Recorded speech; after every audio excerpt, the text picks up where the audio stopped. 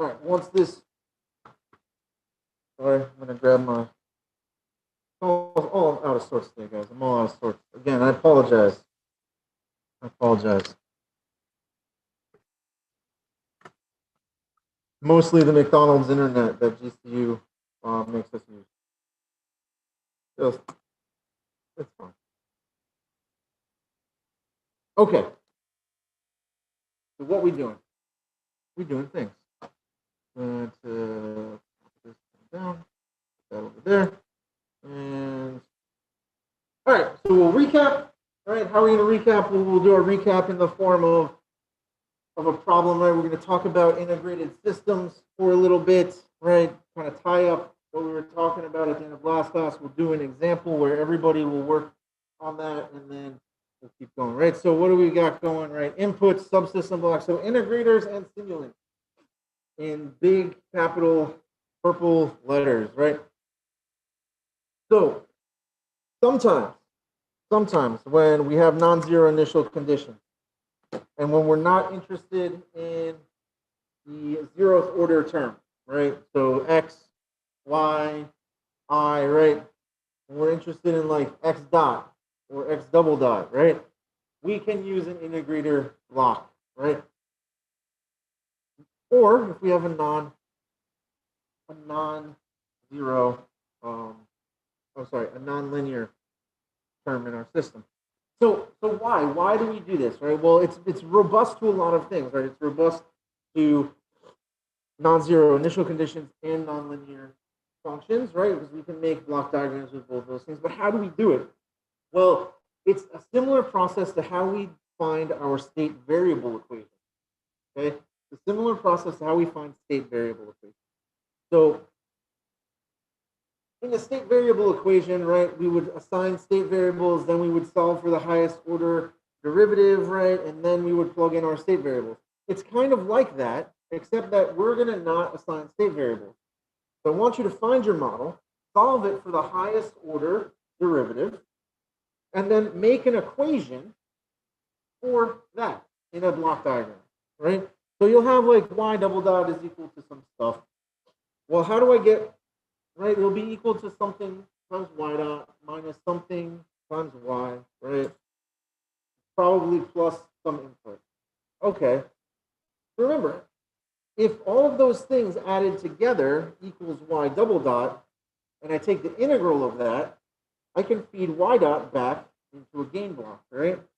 And then if I take the integral of y dot, I'll get y, and I'll feed that back, right? We're going to do another example. We'll walk through it again, right?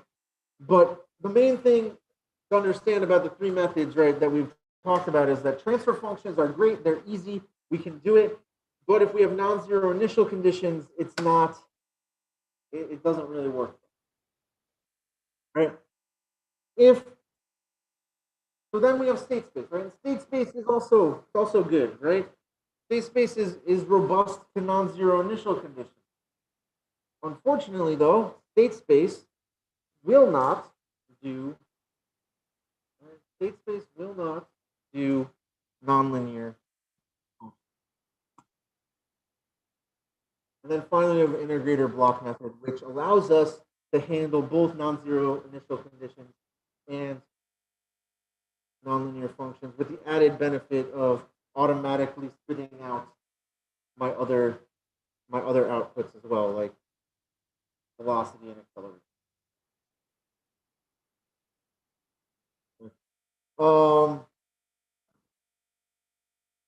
Inputs, right? So when we're talking about, and I'm going to answer this very generally, right? So stop me when we start doing some Simulink stuff if I didn't answer this the way that you wanted to, whoever put this on there. But inputs, right, are going to come in the basic flavors that we talked about, right? We've got step, ramp and hold, pulse, and input, right? Those are the general types of inputs that we have, right? They vary as a function of time. Now in Simulink, these are all represented by blocks, right? We can get a ramp, we can get a pulse, we can get an input, right? We can get a step. We can do all those in Simulink, right? And we can adjust them in various ways, and that's fine. But what we need to think about is, in the case of the one problem we did in class where we had a pulse that started at 8 newtons and turned off at 0.05 seconds, right? How do we model that, right? And we can do that a couple of ways. And we talked about superposition, right? So if I have a step of 8, right, and I subtracted a step of 8 that started at 0.05, I would be left with, let me show you the drawing that I made. Made a drawing on this paper towel. Right, there it is. Really good. So that's hard to see. I'll get a whiteboard up. We can talk about that. I have a whiteboard. There it is.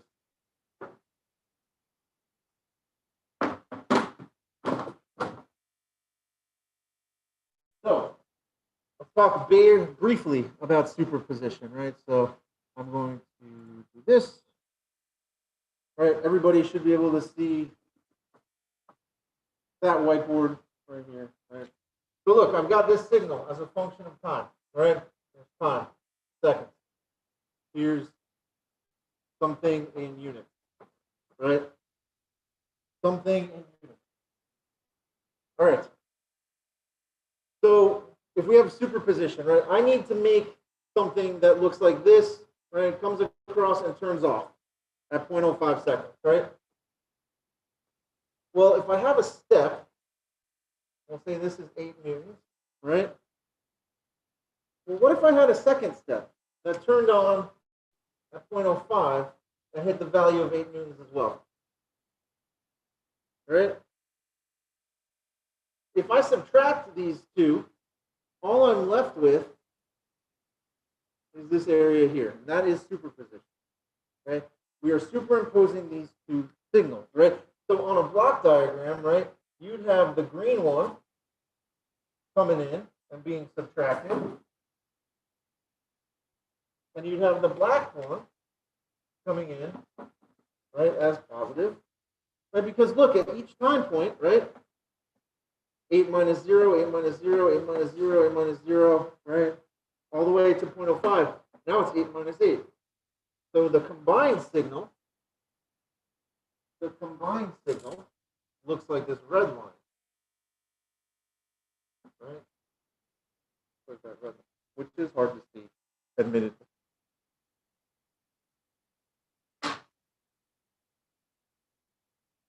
Okay, so that's superposition, right?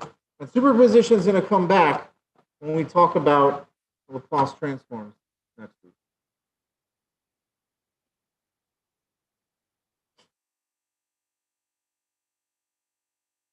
I'm going to assume that the other thing on here was MATLAB struggle. And the way that we get over MATLAB struggle is by doing MATLAB.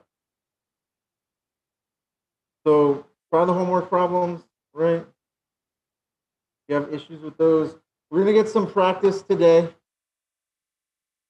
anybody have any other major things that they want to talk about before we launch into some of the stuff that we did last class?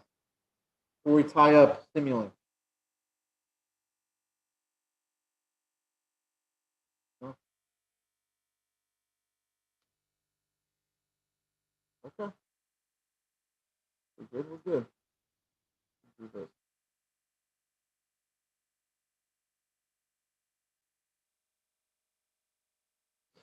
All right, so last class we kind of tied up by talking about subsystems, right? Integrated systems. Integrated systems, Integrated systems are nice because they help us to clean up the mess that could possibly happen from having very complex Simulink systems, right? And the way that you want to use it is essentially you create a model, right? And you make that into a subsystem. So in the example we're going to do for the solenoid, we're going to have our electrical model, and that's going to be a subsystem. And we're going to have our physical model, right? Our mechanical model. And that's going to be its own subsystem. And the two of those will interact in some way, and we'll talk about that. There's two ways to do it, right? You can create each subsystem independently and then use the bounding box, right, which is not the method that I'm going to show you because I think that it is a little bit convoluted. But if you're interested in learning it, it's in your textbook in Appendix C. Or we can use the subsystem block from the ports and subsystems library, which is what we're going to do. Okay. So remember, this is what our model looks like. We've come up with this before, but it's got all of its nonlinearities intact, right? Both sides have their nonlinearities left intact. And we can see that the mechanical system affects the electrical system through the velocity of the solenoid. And the electrical system affects the mechanical system through the electromagnetic force, right? So these are fed into each other in some way, right? In some way. We also have a list of parameters that we can use, right? So I want you guys to look at these. It says F of dry is 0.5. I think we were using 0.4 the other day in class. It won't change your response by that much if you have 0.4. Right, so these are the parameters that are going to go into our model, right? And so I told you guys in class, like we looked at the model. So how do we build this model? Right? How do we do that? Well, we spent all of class talking about the mechanical portion of this subsystem, right? So we already have it.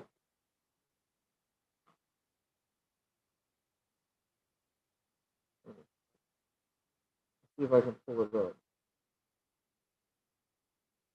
Of course I can. Give me one second. I got to actually open the file. I'm all sorts of prepared today, guys. All sorts. So copy down these parameters.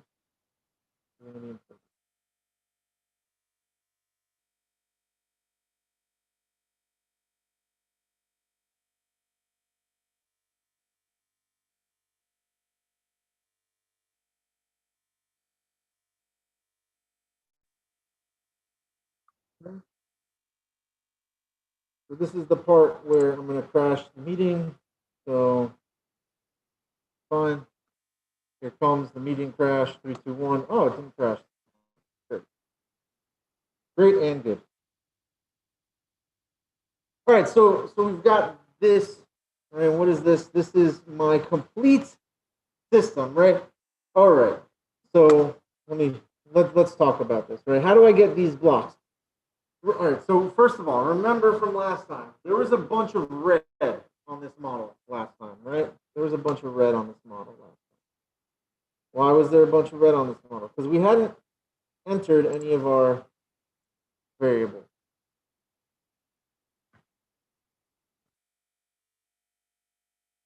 Right? We hadn't entered any of our variables. And once I do this, you guys will probably, once I enter here, right, now the red is back, right? I just cleared my MATLAB workspace, so it can be there. Right? Fine. So this is the model that we saw in class before, right? This is the model that we saw in class before. Remember, right? Remember, what equation are we trying to model here? Right? We have our x dot plus kx is equal to FEM.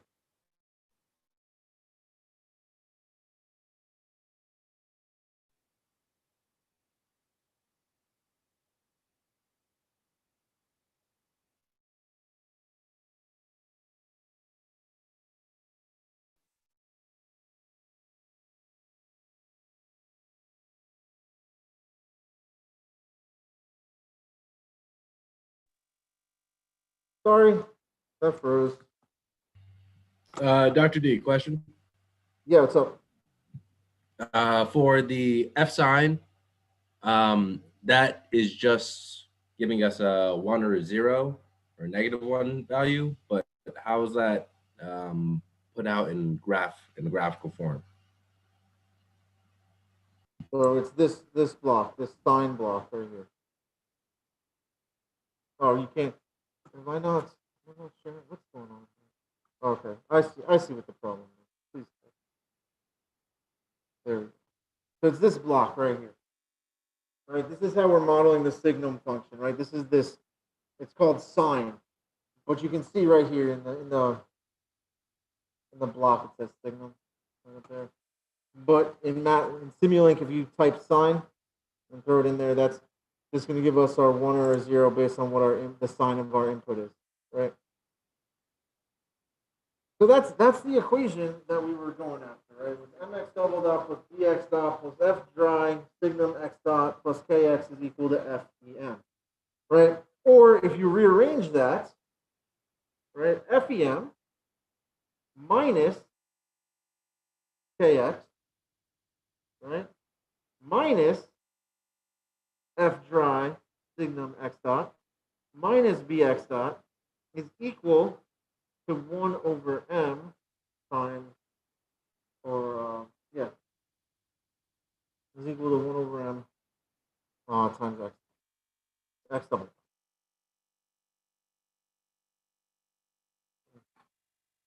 So that's this, right? Notice there's a couple of things different.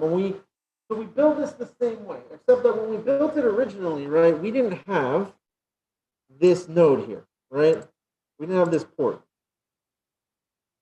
Oh, don't want to do that. This is a function of being in the subsystem block. Okay. Remember, I showed you guys this briefly, very briefly, last time. If you type subsystem, you get the subsystem block, right? There's nothing in this subsystem block. But if you had this model, right? For example, say I wanted to grab this, right? I can hit Control C after I select the whole thing, back it out, come back in here, and hit Control V, right? Now I've got a full subsystem block, right? My original version, this was, right? I didn't have those in my original version. What are those? Those are my input and output ports, right? What do they signify? Well, in our model, right, we know we have a few out. We have one input. We have FEM. When we had this originally, that was our step function, right? FEM was our step function. Now, it's defined as some signal that's coming into this block. We know that we need to produce X, right? Because there's going to be some motion of our solenoid, but we also need X dot. Why do we need X dot? Because X dot is going back and driving the back EMF in our electrical system, right? It feeds back. Okay.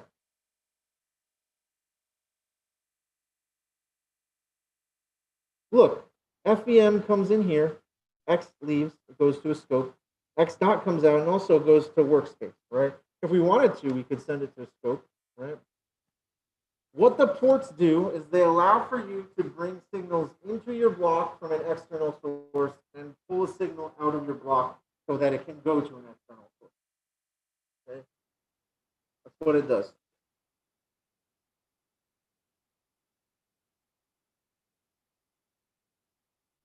Okay. So that's the first block, right? Now this is the electrical one. We haven't talked about the electrical one. Electrical. My model that I was given was Li dot plus Ri. Li dot plus Ri is equal to En of T minus Ki X dot. Right? That is the model that we were given. If I rearrange that and solve for I dot, right? I get I dot is equal to 1 over L times En of T minus K over L times I X dot minus R over L times I. Remember that FEM is equal to 0.5 K times I squared. Okay. So look, En is here. What is En? En is defined as our step input. How do we know that? We were told. We were told what EN was. It's a step input of 10 volts. Okay. That comes in, it's going to get added to a couple other signals, right? What signals? Well, R times I, right? R over L times I, right here. So look, what comes out of here? Remember, I dot comes out. This whole mess gets multiplied by 1 over L. This comes out. This is I dot. I dot, we take the integral of it. Now this is I. So let's type that in there, I. That becomes I. Notice what I did, took I out and I ran it to a scope. So we can check that if we want to, right? Also send it to my workspace. I then also comes back, right? And we get R over L. We get R times I here, right? Which we're subtracting. We get I times X.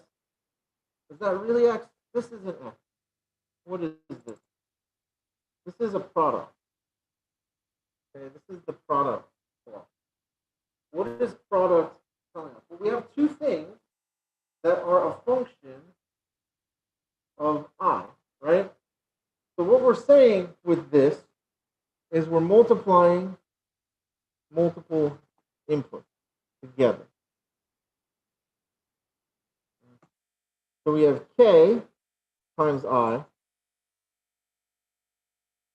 Right? So X dot times K times I multiplied, right? X dot times K multiplied by I.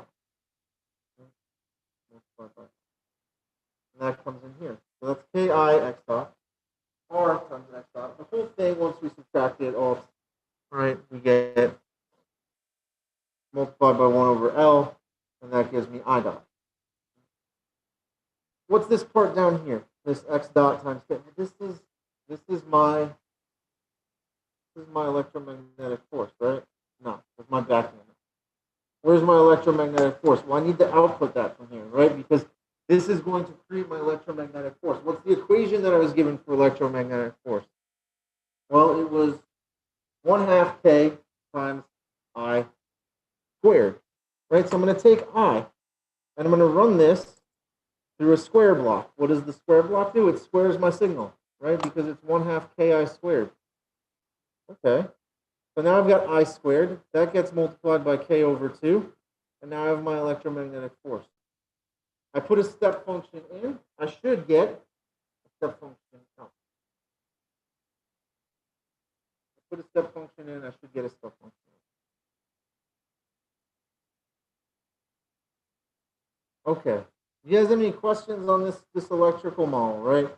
We were given the model, right? What are the steps? If we're using integrator block, we solve for the highest order derivative. Once you solve for the highest order derivative, right, you create a block diagram based off of that equation, okay? That is this here. There's a couple of extra pieces, right, because we need to have this product block that we've never used before. Why don't we just use a game? Well, it's not a game, right? This is a signal multiplied by another signal. We have two signals that we're multiplying together, right? That's why we use the product block, right? X dot and I are getting multiplied together. You can't use a game block for that. We need to use this squared block. Why? Because I know that the electromagnetic force gets output from my circuit, right? And that electromagnetic force is defined by the equation that we were given, which is a function of the current squared. We have to square it, and then we try to apply our gain to it. We know K, we know R, we know L. Right? We know all of our constants, right? We just had a table with all of them in there. Right? You guys have any questions on this particular model? I will say that you guys will not need specifically to use subsystems for anything in the homework, right? But if you wanted to build a subsystem, it's literally just building what we had for a normal Simulink model, but you're just building it inside of this integrator or this subsystem block, right? Notice you can use this to go back, right?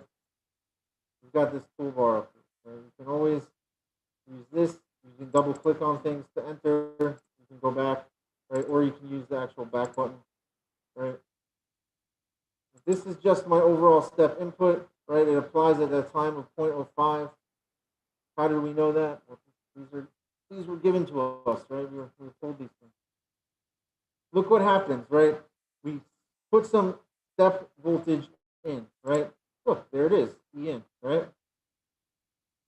What did we get out of that? We got FEM out of that, right? And FEM is the signal that's leaving here, right? That goes into my mechanical system, which outputs X and X dot, and X dot comes back and feeds back into the electrical system. Right? Do you need a subsystem block to do any of this? No, you don't. You don't. Does it make it look a lot nicer and cleaner? Yes. So how do we get rid of these reds here, right? So this is what I want to show you guys now. Let's new share.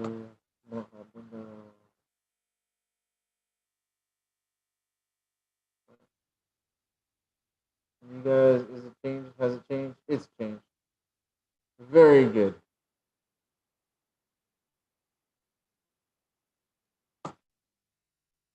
All right, so I have recently cleared all of my workspace, right? I used the right map. Yeah, here we go. So I'm going to enter in all of my, this was 0.5. I'm going to enter in all of my parameters in MATLAB, right? I'm just going to enter them right into my command window. You can also write a script. Right? We'll talk a little bit about that in a little while. You can write a script. But at its most basic, once I hit enter here, right, you'll see on my right side, everything. It's not showing you because that's technically a different window that I would have to share a different window. But that you should see once you hit enter that all goes to your workspace. Right? Why do we want to do that? Do I actually literally have to show my workspace? Well done. Why should we do that? Because now all of my things turn from red to not red. Because I have now defined all of my variables, right? So when I go to run this,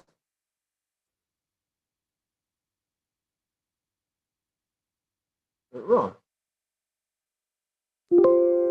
There's the sound, right? So we can see, what does X look like?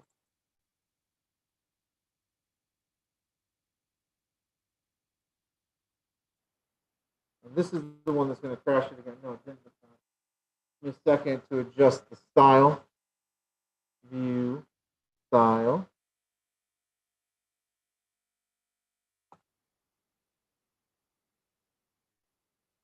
Oh.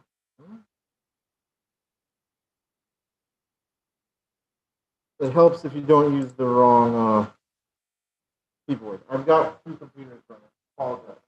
Hey, look at this, right? I put in a step voltage. What do I get out? I get this signal out here, right?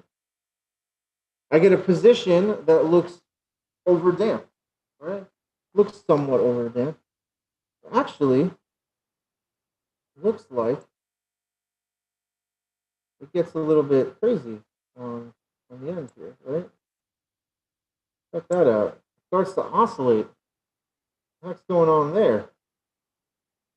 Well, what we're going to do is we're going to extend this to 1 second. Because I had it running at a quarter of a second before. So let's extend it to 1 second.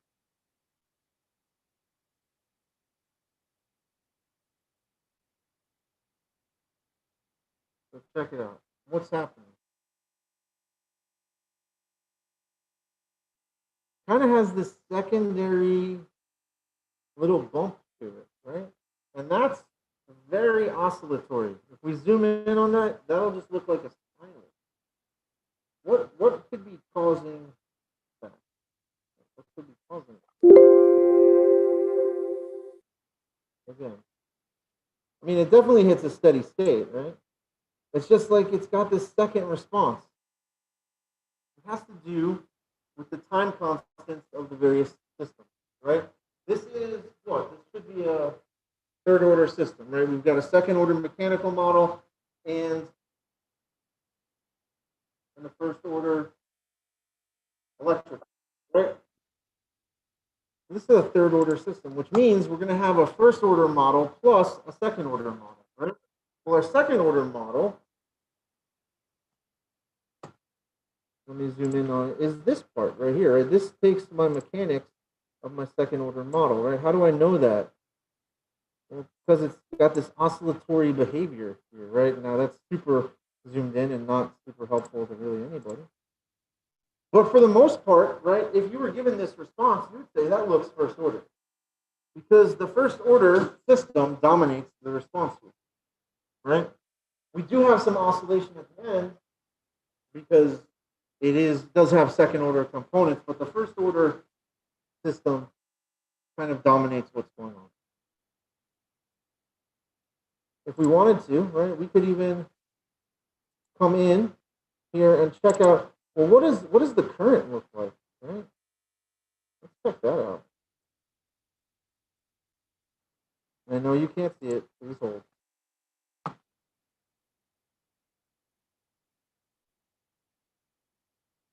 Oh, maybe you could see it.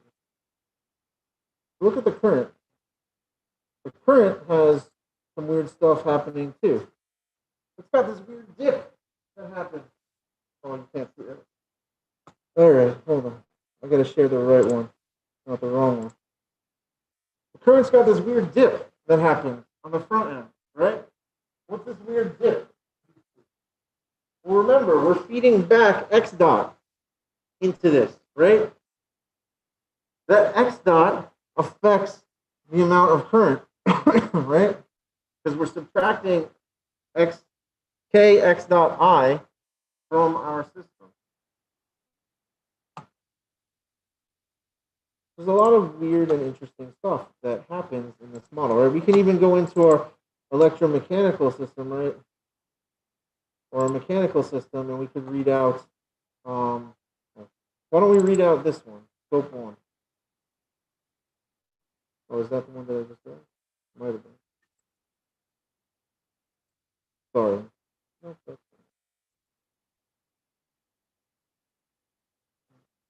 So, I mean, we can grab any signal that we want out of here, right? And we can look at it. So let's look at, I'll add another scope.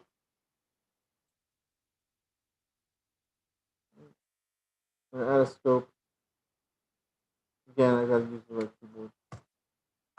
Add a scope. I'm going to take this signal from X dot, right?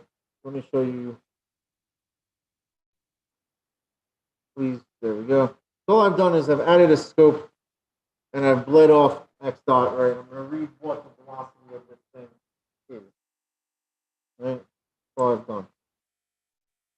So I'll open it, I'll share it with you guys, and then I'm going to run it from my scope window.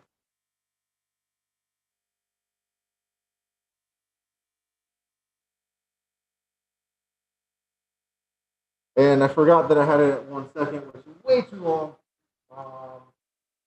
But once it's done running, we'll see what happens, right?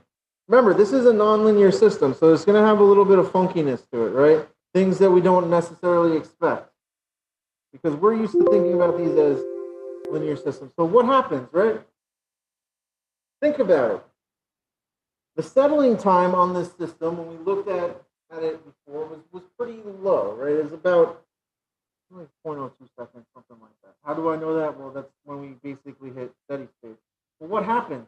Think about this, right? The velocity of this thing should be about 0 when we hit steady state, right? Why? Because we applied our force, our solenoid moved to where it needs to be, and then it's going to stay there. It's not going to move anymore. Well, it's going to oscillate a little bit, back and forth, right? And that's why you get this profile. This physically, it makes sense, right? It's on the right order of magnitude. Everything that we've looked at so far makes sense on some level. The reason that you see these strange things happening though, like these spikes in our current and our force and things like that, it has to do a little bit in part to the nonlinearity of the system, right? So if we linearized this system and we drew it, it would probably look a lot nicer and smoother. You guys have any questions on integrated on the integrated system? Right? They're useful. They are. They're more so useful on things that are really complex, though, right? Not so much maybe on the homework that you guys are going to do in this class.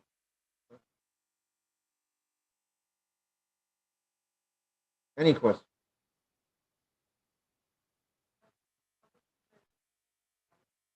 Why does the current spike like that?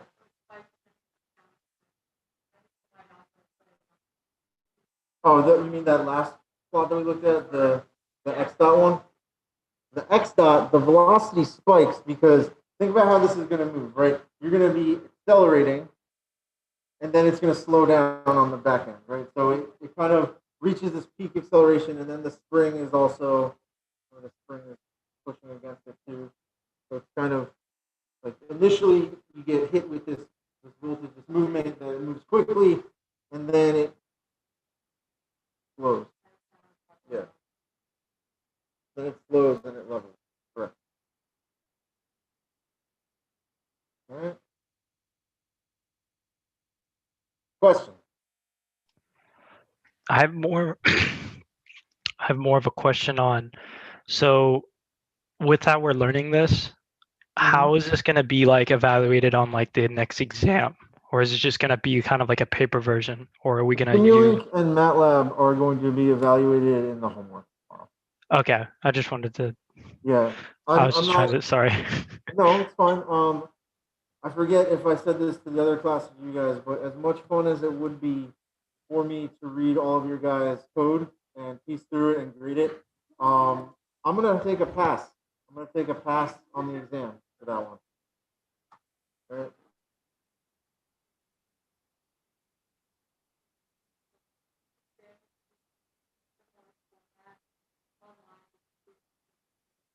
Yeah.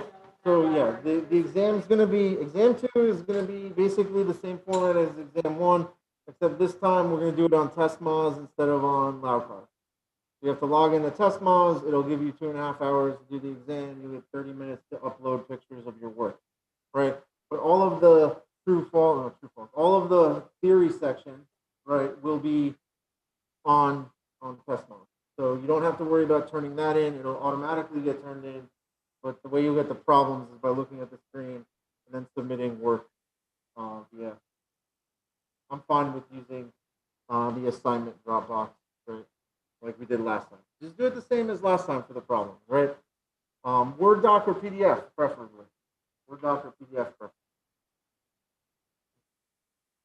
But yeah, it's going to be stuff that you have to do by hand for the exam, not, right? So same rules, calculator, master sheet. I'll give you a Laplace transform table, right? Those are the things that you're going to need. Okay? Dr. D. Yes.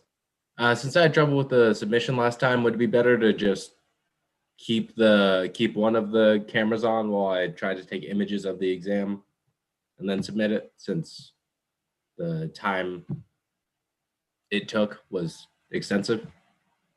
If you want, Sean, fine. Yeah, I'm not too worried about it. I don't think anybody was trying to. I didn't get the impression that people were trying to scam me last exam. So, fine. Right. You can also write this as a MATLAB script. Right, here it is. Here's the MATLAB script. Right. What does this do? I want you to notice something about this, right? And I believe this is in your textbook. I believe it is. leave it. But, all right, so what does this do? This M file sets the modeling parameters for an electromagnetic actuator and executes the Simulink model and plots the dynamic variables, right? So you don't even have to open Simulink. If you have a Simulink model, you can run it from a MATLAB script.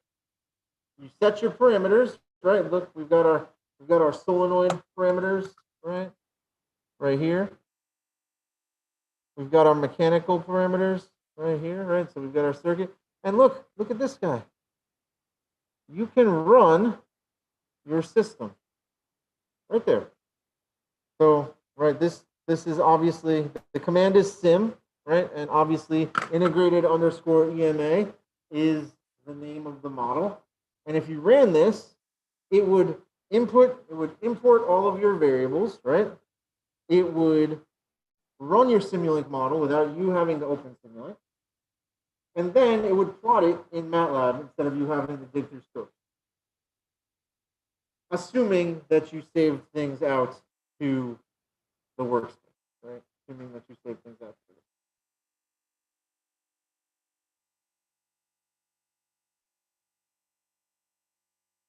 right? So this is nice, right? Because I can quickly, on the fly, change a bunch of my parameters.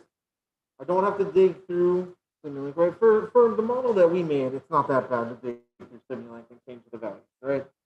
But imagine a very complicated model, right? Imagine something that's super complex, right? We're talking about a system of solenoid actuators that we want to run, right? And we've modeled the entire thing, right, in Simulink, right?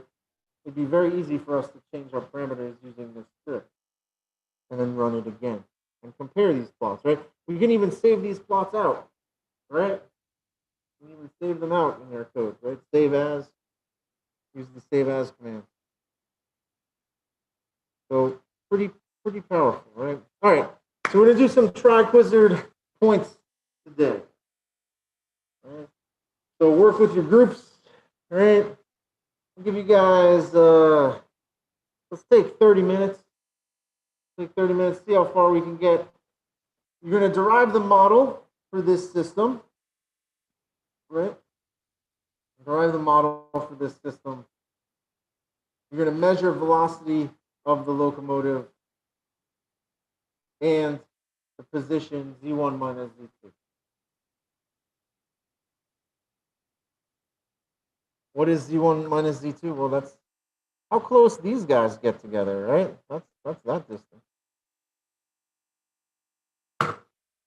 So let me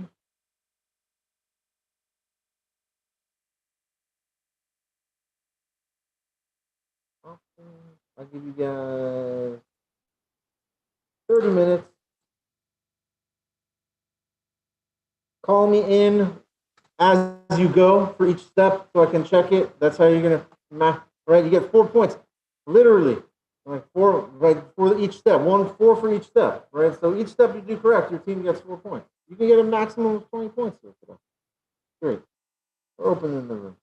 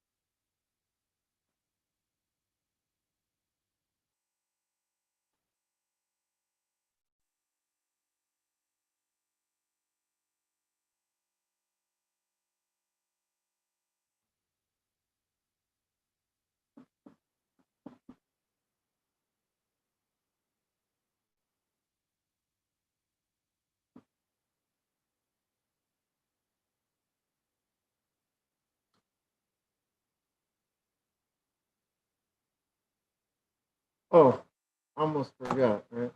There are parameters. Oopsie. Are there parameters? Oh, there are parameters. Oh.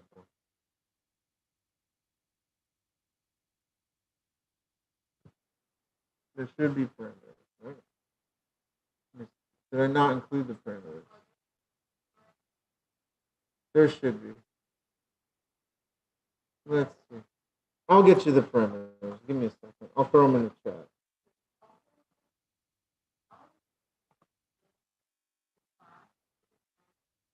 Vasquez, he changed sections a while ago.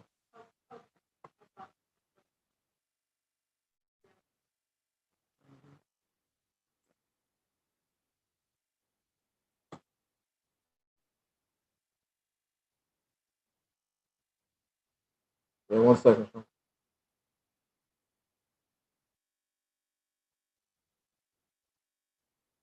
Sean, it says you're not joined yet, so check to make sure you don't have an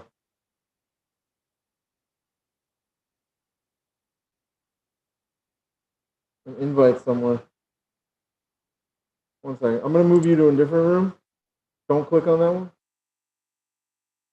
I'm gonna move you back. Did that get you?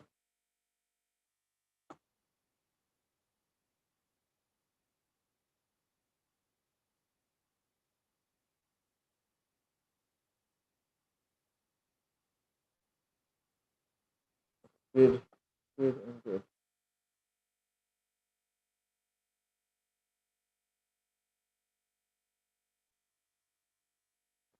Definitely be. Right. Hmm?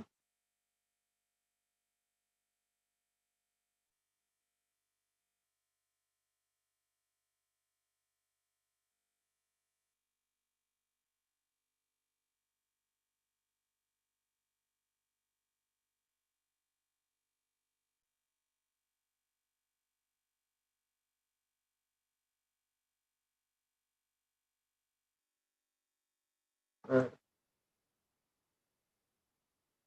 See if this.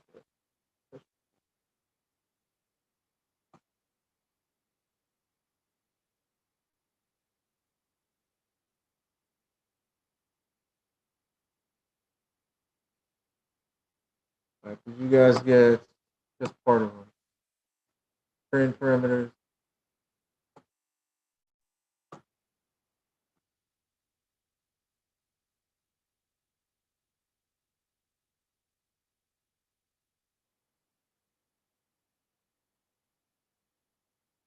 Get M1 and M2 out of that, right?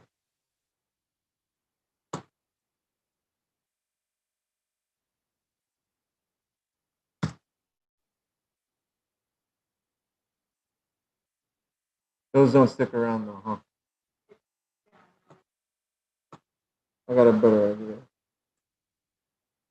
Okay. I'll play a game. You guys don't need them up front, you know?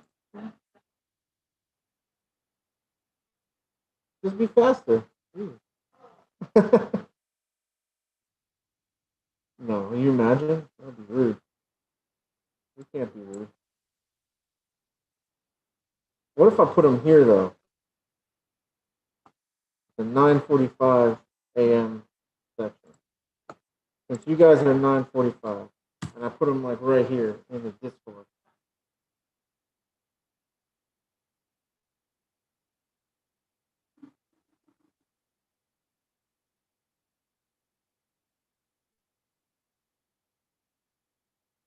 Just saw these memes. Very good. Thank you. Thank you. When you guys watch this back later, you'll know that I'm impressed with your meme game, Cody and Carl.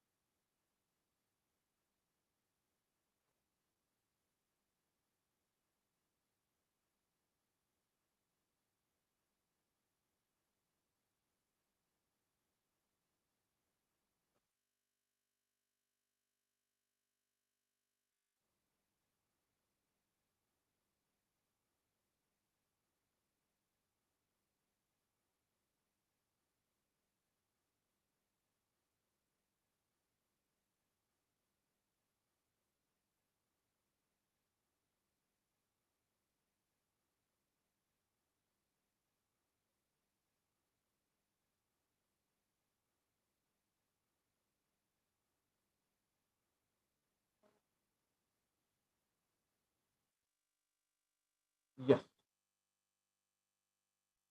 Do you have anything you want me to check that before we start?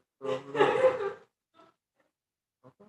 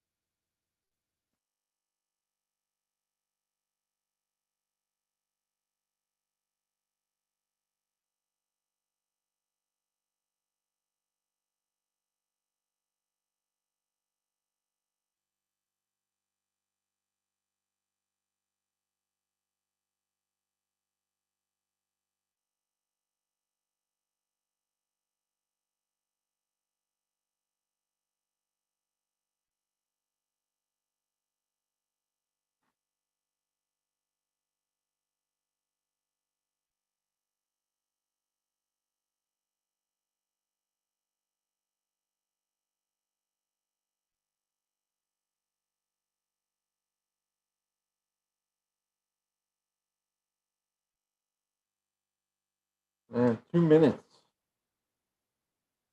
2 minutes.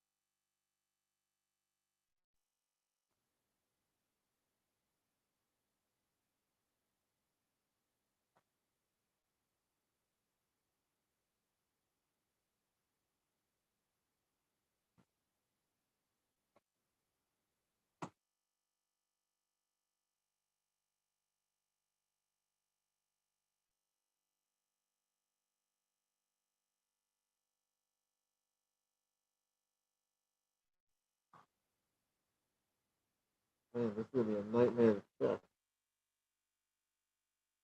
So many groups.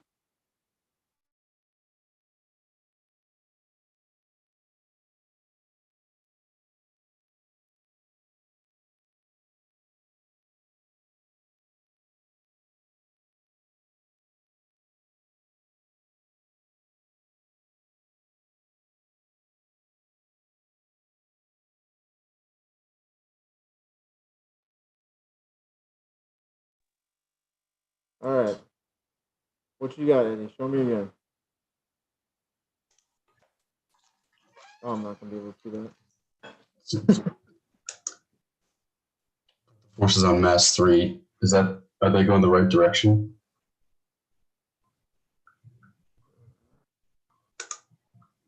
I cannot. Give me 1 second. I'm gonna. Here. Show me again here.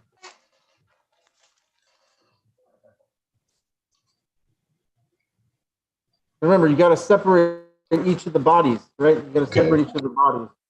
You don't have the reciprocal forces on there. That's the issue. Okay. I get what you're saying now. All right. Let's see. Zoom engineers. Somebody from your group, show me what you got so I can score you for some points. Unless you want 0 points, then you can do that too. I'm assuming that you prefer to not have 0 points. I can show mine. All right.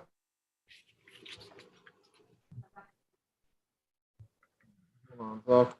Those are my free body diagrams. Yep. I just assumed the rolling friction was pointing in the direction of the input just because it was dynamic. So Right. So you're looking good with your FBD there, but you want to flip the direction of that friction, right? Because friction's going to oppose the motion. so yeah, I assumed I needed to flip it, so I just changed all the signs in the equations so it should be pointing the right way.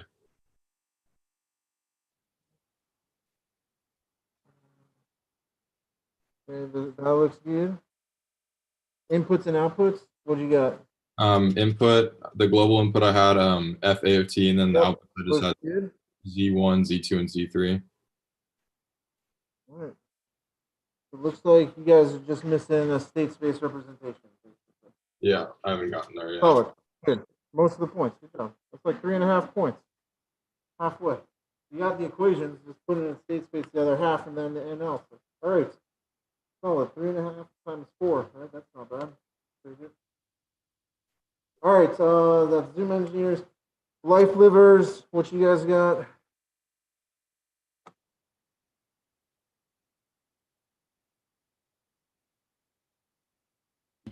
For us on the next stage, while it's still literally in the process of being made, we had the step function going in and then summing function with 4 negatives, and we're still Again, Sean, you got show me like how you got there. Like show me the equations because I didn't see your state space when you guys finished. oh goodness, essentially the same, just isolated for the highest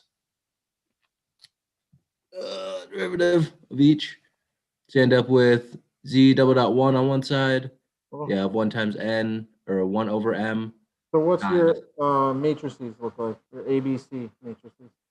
Oh, didn't get there yet. Okay, so you similar part. All right, cool, good stuff. Matilda's pointy compass. You guys were showing me that. Okay, good. Static waffles. You guys kind of showed me right before. Did you get any further than what you had? You were in the reduction, doing your state space, right? Okay. Cool. SDCK. What do we got? Let me see if my camera will work. So ignore my free body diagram because I realize now it's all wrong. Because I didn't separate them, but nah, it's too dark. It's very dark. Let me see if this whoop. Flip around. I don't know how good. So Tough to read. okay, I can't. Anyways, all we got was our inputs, and then I was able to reduce, trying to make our 3. I just try to make it 3 stages of the graphs to separate each one, but then I wasn't able to get any farther. And now looking at everyone else's diagrams, I've kind of messed that up too anyways for our free body. All right, Warzone. Yeah, we didn't get very far. Actually, we didn't get it at all. We couldn't Not figure even it a out. free-body diagram? No. What are you doing for 30 minutes? Trying to figure it out and just Okay. couldn't figure it out. All right, in the future, just start with a free body diagram, right? Like, start there, identify, run through the steps. Free body diagram, inputs, outputs. I think we were just thinking about too far ahead. One piece at a time, right? How do you eat the elephant? One bite at a time. You're Right. That's how you do it. Yep. Quizzard lizard. Where are we at?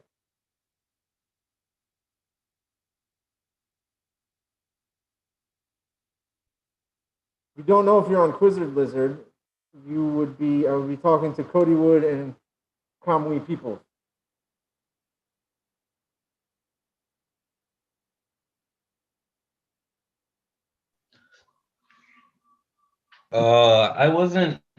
I kind of didn't really know where to start, to be honest. So we didn't get too far as well. But Remember, guys, if you don't know where to start, always start with the diagram, right? Step number 1. Diagram, inputs, outputs. Diagram, inputs, outputs. Okay? Mathematical truths, reduce, then throw it in the Simulink. That's where we're going. Yikes. as far as I kind of had a free body, but I did it as the 3 masses and just had the forces going off of them. Okay, can I see it? Let me see what you got. Because that sounds exactly like a free body diagram, right? You just draw the masses, right? You draw a block, and then you draw the forces that are on the block, right? So let's see what you got. So I don't know. It's basically I just have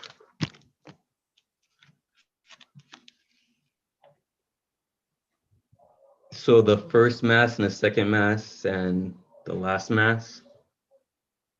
I just have the forces from the applied force going to the left and then the spring and the damper on the opposite side.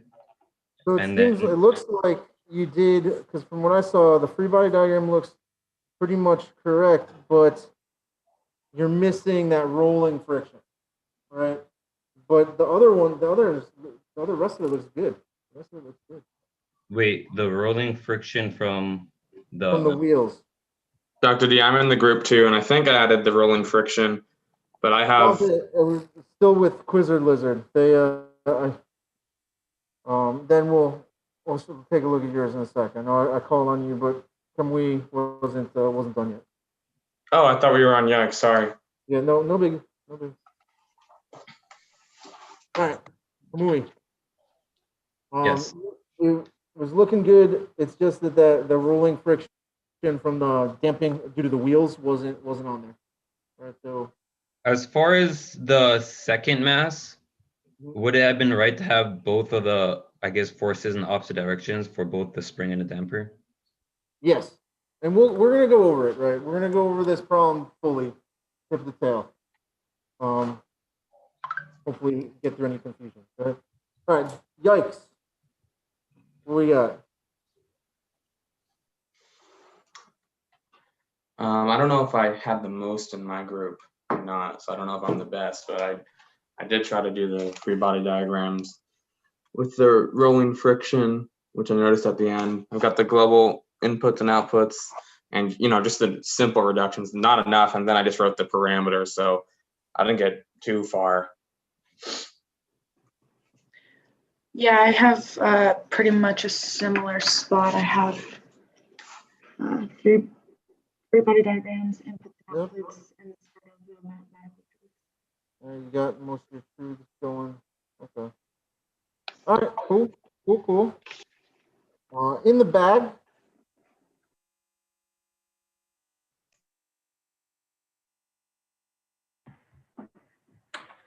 Yeah, I don't know. I think if Josh made it to state space, but we just got the models. Oh shoot, my bad. Yeah, you gotta get rid of that background, man. It's gonna eat your paper. Where are we at? So we got the free body diagrams for each one, and then broke them down individually, and then didn't quite make it to state space yet. Okay.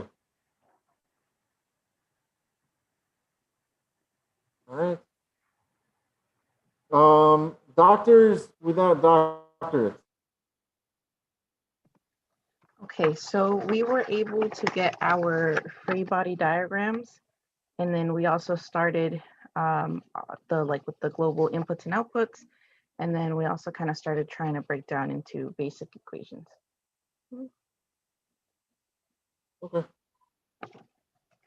Looks good.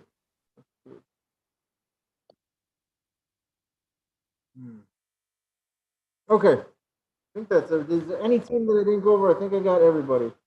1, 2, 3, 4, 5, 6, 7, 8. I think I got all the teams. Anybody care to say that I didn't? No? Okay. All right, so let's work through this one first. All right. Let's do it all together, and we'll talk about the Simulink at the end. Right, I gave you guys a simpler version of the input than what I actually used in my model, and that's fine. Right, I just wanted you to kind of try building it. I realize I didn't give quite enough time, but we've got a large group here, and it's hard for me to check everybody in a reasonable amount of time. Okay, so anyway, what are we doing? Okay, so free body diagrams, right? Here they are. I've got my free body diagrams. My inputs, I've got FA of T as my global input. I've got Z2 and Z3 as local inputs. Outputs, I've got Z1, Z2, and Z3, right? So I'm going to pull the front car with some force, and the rest of the cars are going to follow, right? This is a train. That's how a train works. My truths, right? I went a little in depth with these, right? I've got some of the forces of mass times acceleration. I split mine out to be FK1, FK2, right? If you didn't do that, that's fine. But remember, these all have free ends, right? So it's about the displacement, right? It's about the displacement. Okay. In reality, right? Like you guys have, so this is in reality example using something not from reality but from the movies. You guys have all seen, right? Seen the movies where the guy's on the train and they got to lift the pin, and then half of the train stops moving, right? Because it's no longer connected to the front part, right? That's essentially what we're modeling. We're modeling the distance between these trains, right? It is not a static, fixed distance, right? Because there is a spring in between here, and so they will have a little bit of play, right, between cars. So we're modeling the distance between these carts, right, between these locomotives. This is my input, f of a, and I designed this as a stepwise function that is pretty complicated. It's 2 times 10 to the 5th plus 5,000 t squared. Right, that comes from the paper. So this is one from your book, right? It's defined. These parameters are taken from an ASME paper. And that's where I grab these forces and things from, okay? Then after 20 seconds, we have a flat force, right? So this is going to ramp up, right? It's going to ramp up and then it's going to hold, right? So this is just a ramp and hold force where we've defined what the initial line segment looks like and what it looks like at steady state.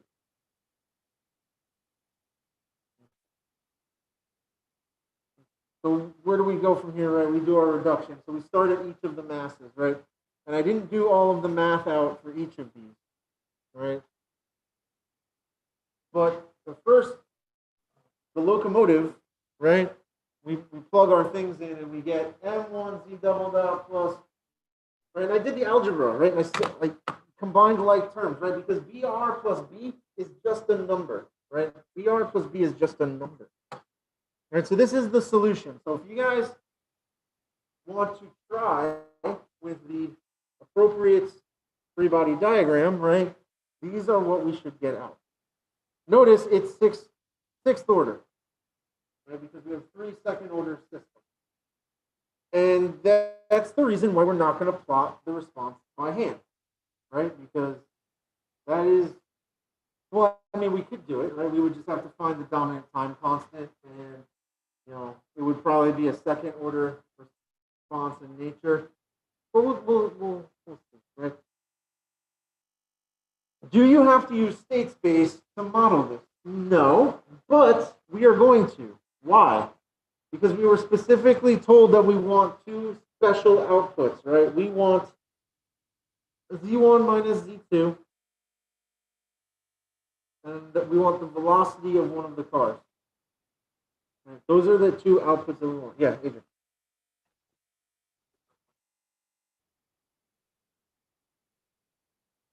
So the question was, what's my thought process for setting it up with like the various variables together, like when keeping the B's together? And the reason that I've done that is because when it comes down to it, those are just constant, right? And so they're just going to make a larger damping, right? So the rolling friction and the actual damping between from the dashpot damper, right?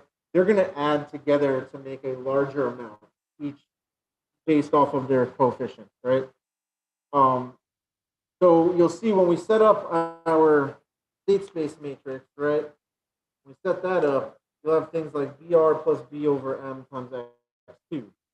And so it just, when you substitute in the numbers, it makes it a little bit nicer because you just end up with a single constant as opposed to a bunch of things, right? And the other reason for doing this is when you do go to state space, now everything is a function of, Z double dot, Z dot, or Z, right? Dr. D, question. Yes. So I only I guess included the global input. So were the local inputs necessary, or does it just make it easier to model? So they're not necessary. It makes it easier if you need to do transfer functions. But that's about it, right? For state space, it doesn't really matter, right? Because we're just going to write each of these equations in terms of the highest order derivative. Anyway, right. The next thing is we have to set up our state variables, right? Once we get these equations, we set up our state variables. How do we do that? Well, we're going to pick our energy storage units, right? We've got springs and we've got masses. So we've got velocity and we've got position. That's how we're going to store energy in this particular system. Right? So here are my state variables. X1 is equal to Z1, X dot 1 Z dot 1. Right? I've got 6. Why? Because it's sixth order.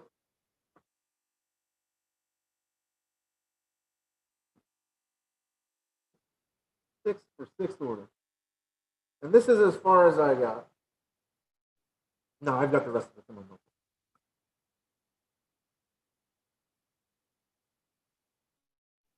Okay. We can start building our, remember, right? Just remember this.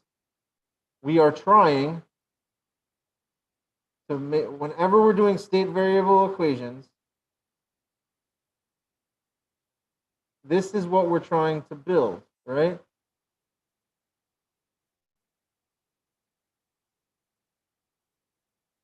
We're trying to build x dot as some function of my inputs and my state variable, right? That's what we're trying to build. So if we're trying to build that, right, I have one already. I have x dot 1. X dot 1 is equal to z dot 1, but z dot 1 is equal to x2. So x dot 1 is equal to x. X dot 2 is equal to z double dot 1, right? So, okay, I solve equation 1 for z double dot 1 and plug in all of my state variables. And that's going to give me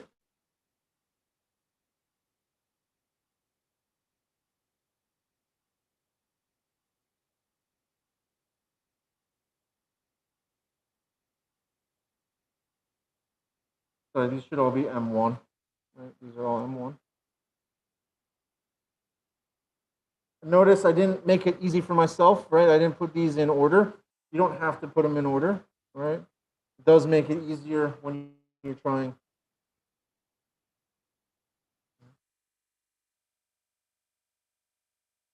Remember, I didn't define U here. I've got to move this, right? Remember, U is equal to F A of, right? That's the overall system-wide input. Why don't we include that, the local input, right? Well, because we're not concerned about what's happening locally here. We want the global outcome. Right? We want the global outcome. The state space. All right, so we can come up with x dot 3. Look, x dot 3 is just equal to x4. And if you thought, well, does that mean that x dot 5 is equal to x6? Sure is. Right. What about x dot 4? We take equation 2, right? Solve it for z double dot 2, which is x dot 4. And then plug in the rest of our state variables.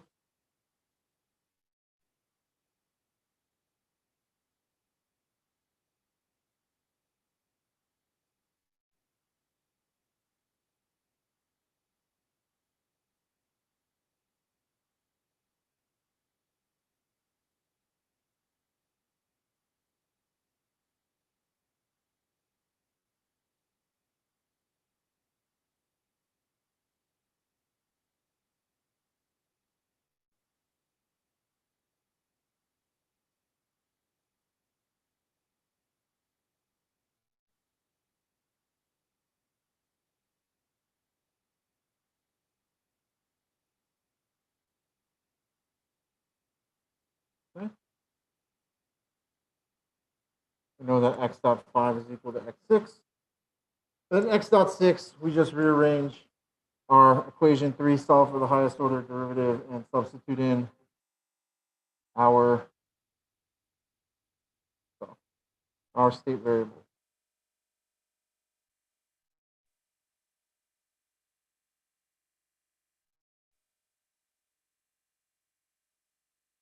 Sorry, that's not x3, that's x5. Apologize.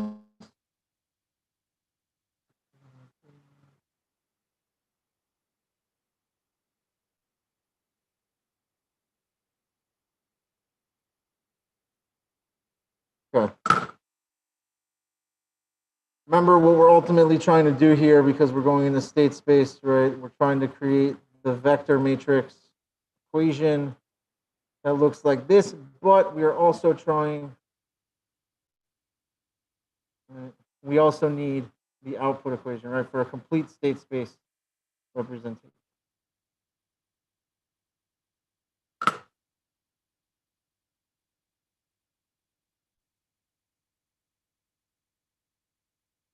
going to add this up here in blue because I didn't define it yet, but y1, right, we were told what we want. Y1 was equal to the velocity of the locomotive, which is z dot 1, which means that that's equal to x2. And y2 was equal to z1 minus z2, right?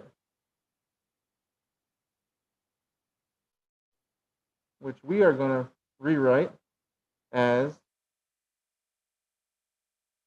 x1 minus x3.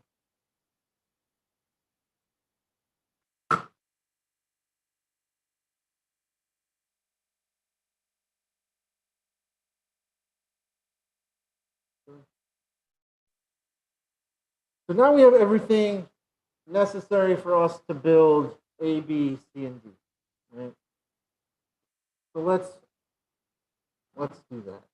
I'm going to leave this up here. And we'll talk about what A is.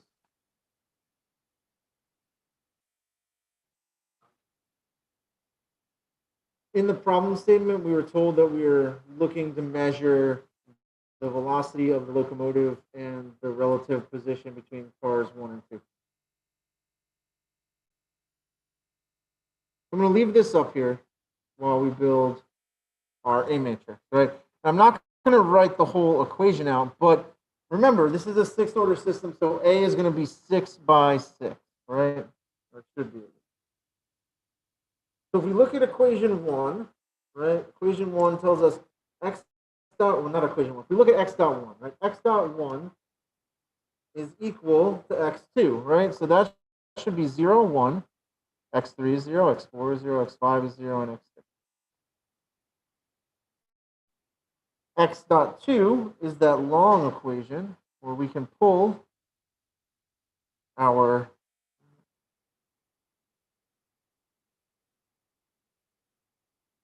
I'm going to have to give myself a little more room for this.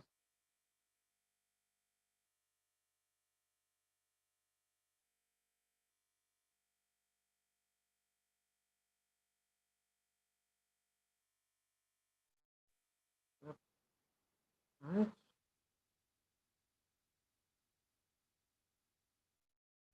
X3 was equal to X4.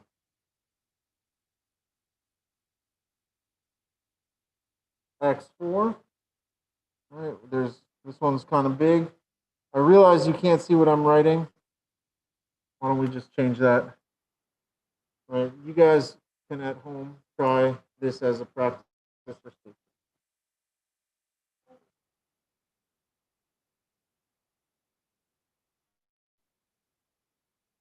All right.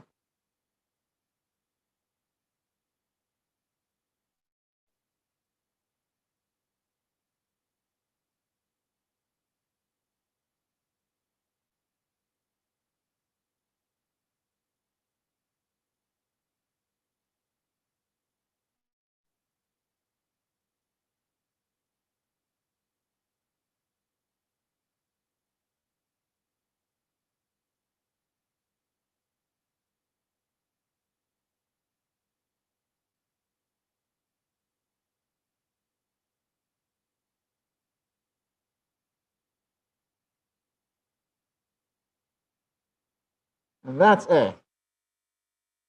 That's it. Right. As promised, right? 1, 2, 3, 4, 5, 6 by 1, 2, 3, 4, 5, 6. 6 by 6. If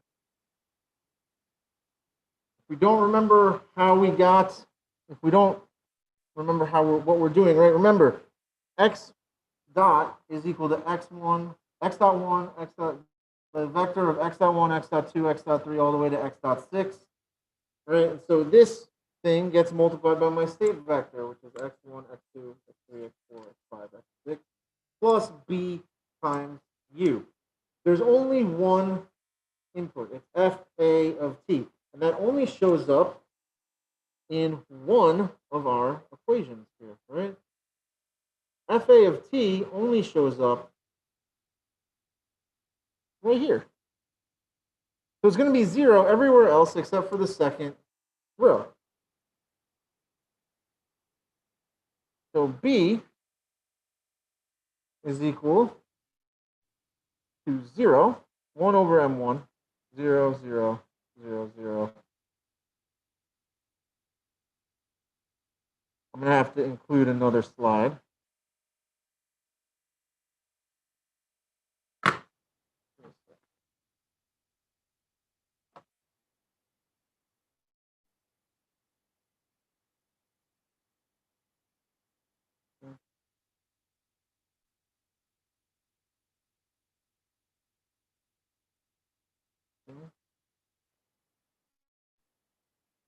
Remember, the next equation is y is equal to cx plus du, right? So c comes out as 0, 1, 0, 0, 0, 0. 1, 0, minus 1, 0, 0, 0. Y, right? Because remember, y is equal to y1 and y2, right? This is my vector. So there's going to be two columns, but c gets multiplied by x, right? Remember, x is my state variable vector. In order to multiply these two things together, the inner dimensions have to match. So it has to be something by 6. So let's read this back. Right, d is going to be 0. Right, d is going to be 0.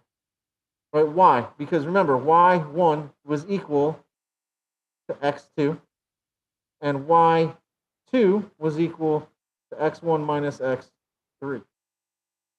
Okay, so if we were to construct this, right, we would get y1, y2.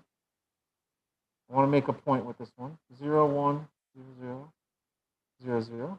1, 0, minus 1, 0, 0, 0. I'll move my D matrix for now. X1, X2, X3, X4, 5, 6. Just enough.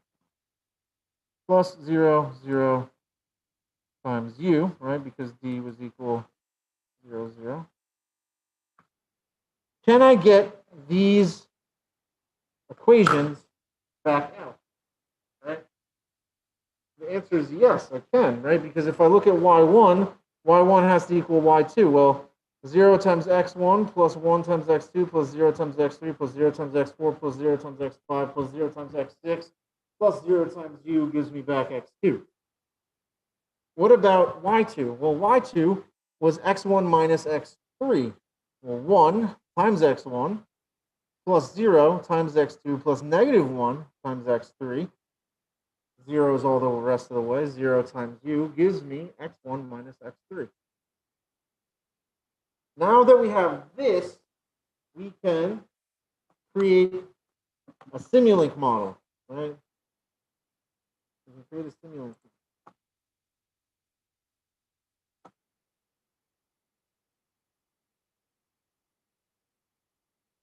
Let's look at it. I'm going to show you the Simulink model. Right. Please, please, please. You can do it. Thank you. That's my Simulink model. Right? That doesn't look as bad as doing all those equations, right? It's like one block. So what's going on here, right? Well, this is what's happening. I've got this step force, right? That's the step force that I designated, right, initially. And look, what's this? This is a saturation block. What does that do? This is saying that I will never exceed a certain amount, right? I'm going to saturate my signal at that amount. It will cap there. It will cap at 2.2 times 10 to the 6th. Because guess what? If you do the math,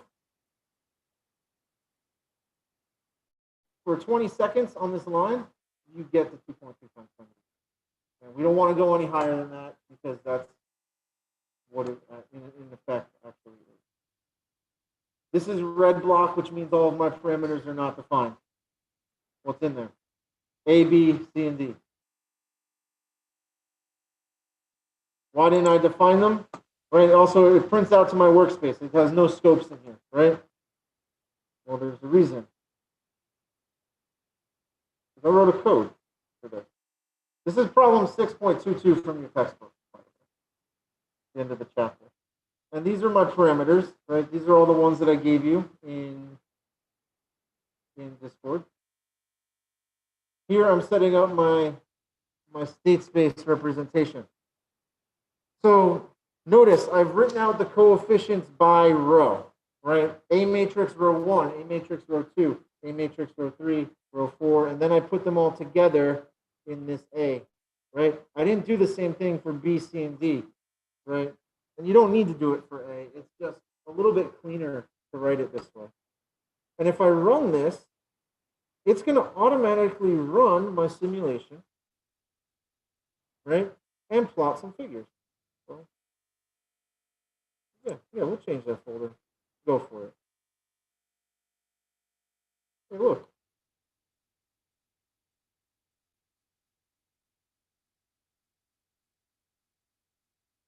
Okay.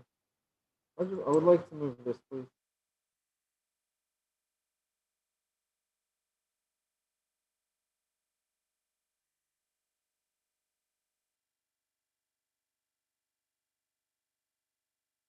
Oh my gosh. Put it in like the worst spot. I guess I could just share it because I'm going to have to share it anyway. Figure 1. What are we looking at? This is the locomotive speed in meters per second.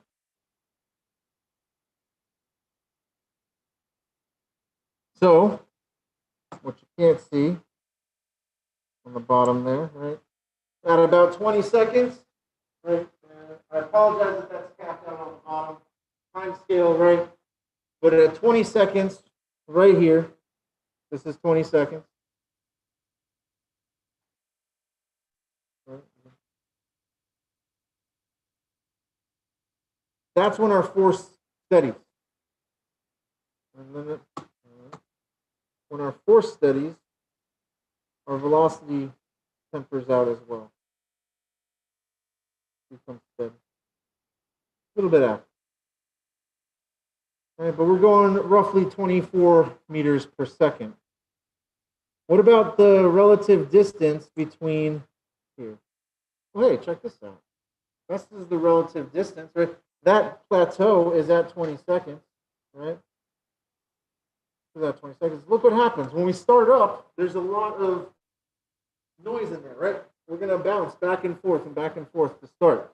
And then, as we go, this is going to reach some maximum distance and hold, right? We're going to extend the spring by some distance, and it's just going to hold there.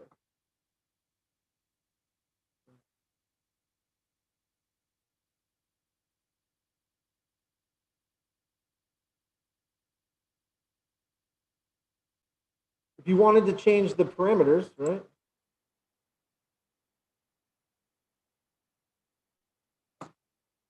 We can do that very easily in here, right?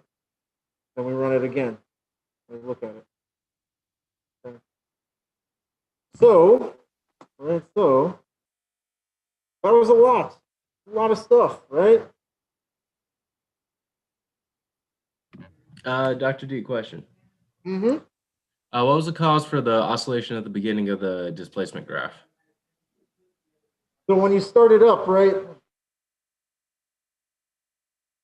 When you start it up, you're going to start by moving this, and the second car is going to lag behind a little bit, right? Then it's going to try to catch up, but this is continually accelerating and going faster and faster. So this is playing catch up, and then it kind of has a little startup phase, and then it extends, right? So remember, it's got to fight that frictional force to begin with, right?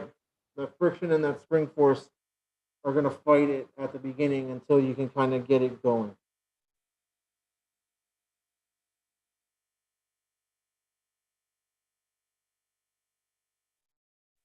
Okay. Any other questions?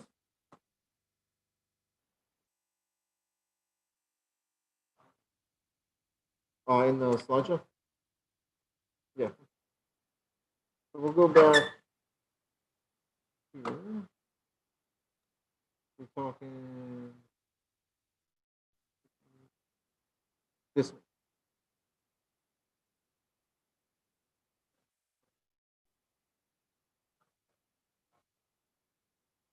Or this top row right here.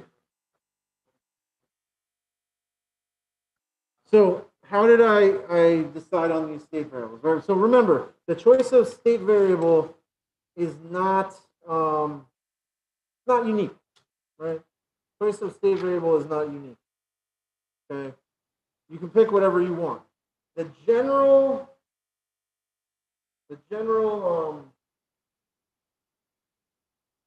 convention is that we pick energy storages, right? So in this case, our spring is an energy storage. The spring stores energy based off of position. That's why I chose the position of each of the masses.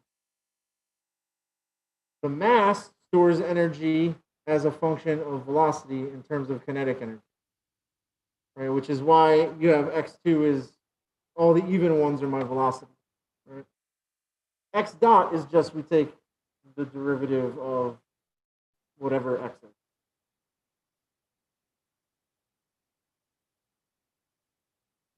You had an electrical circuit, right? You had a capacitor, you would have one for the capacitance, right? You'd have one for E sub C, right? And if you had an inductor, you'd have one for I sub L.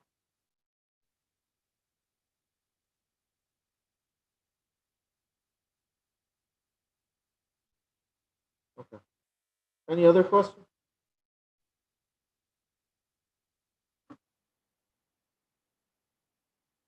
Wrong now. That's a lot.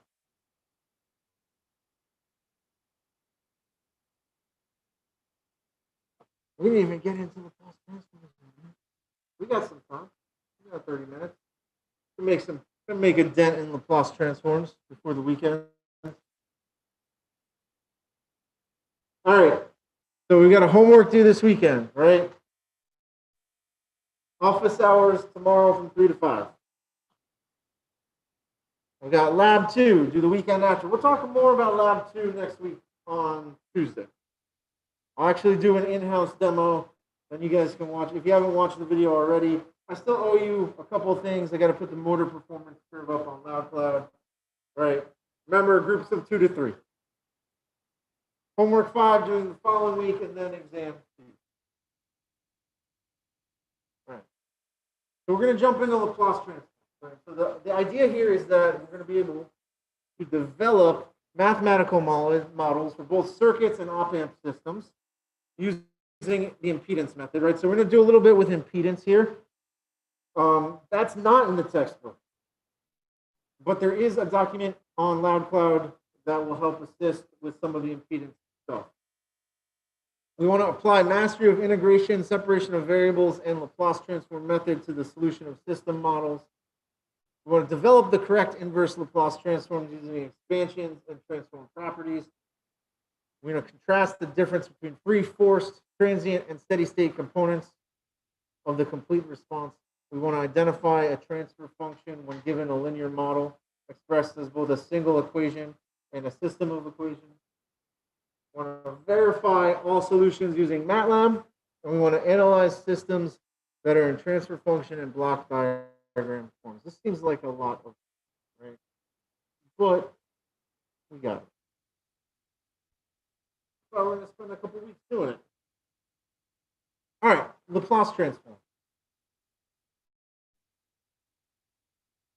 So, do you guys remember how we used transfer functions to represent systems in chapters 5 through 7?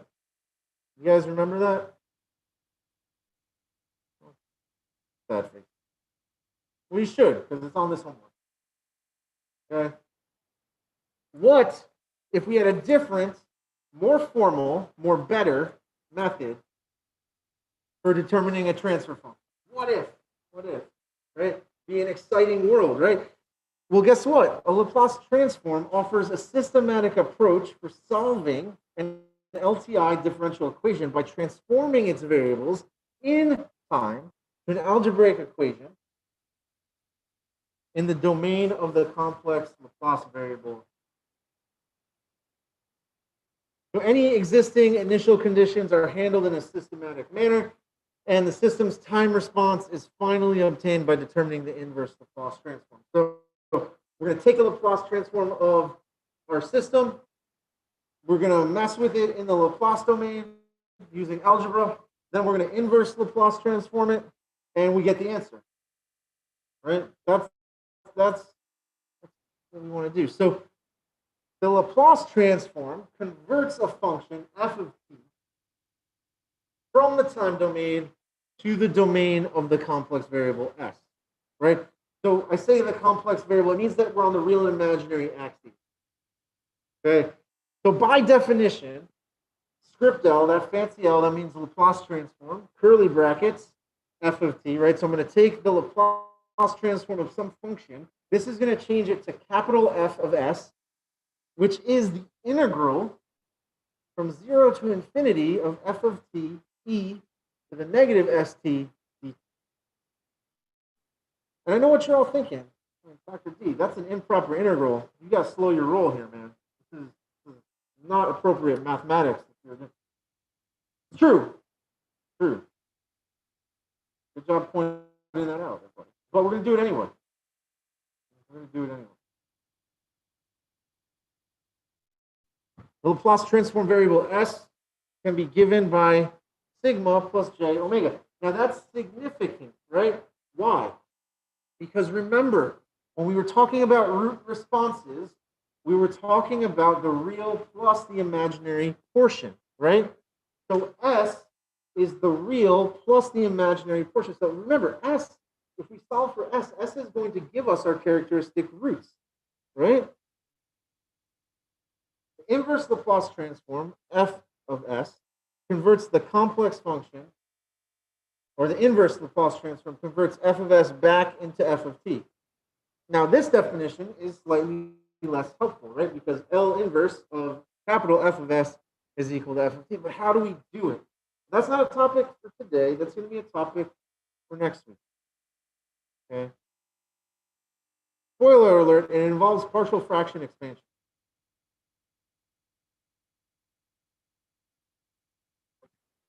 I know. I've been so exciting. I love partial fraction expansion.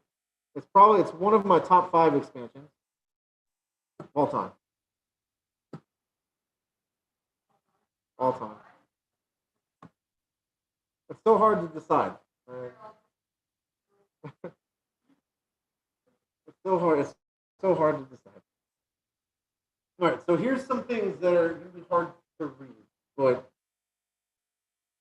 Laplace transforms relate to the roots of our equations, right? The roots and complex numbers. Many of the systems we encounter are second order or higher, which means that we're probably going to see some characteristic roots that have complex nature, right? That's down here, right? So I've got some root, let's call it z, right? Look at this picture down here, right? Direct your attention to where I'm drawing. Right? This is showing us the complex plane. Right? I've got some real, I've got some imaginary component if I'm at z, and this is an angle theta off of x, right? Off of the x-axis, which is my real x. Okay. I also have some properties, and we're going to talk more about these properties in depth later, right? We'll talk more about these properties in depth later. Right, and this is just some properties of complex numbers. Right? These are just some properties of complex. Right, we've got the quadratic formula, how to represent complex numbers in rectangular coordinates, right? What does a complex conjugate look like? How do I find magnitude and angle? Right, these are all things that we're going to talk about also, right?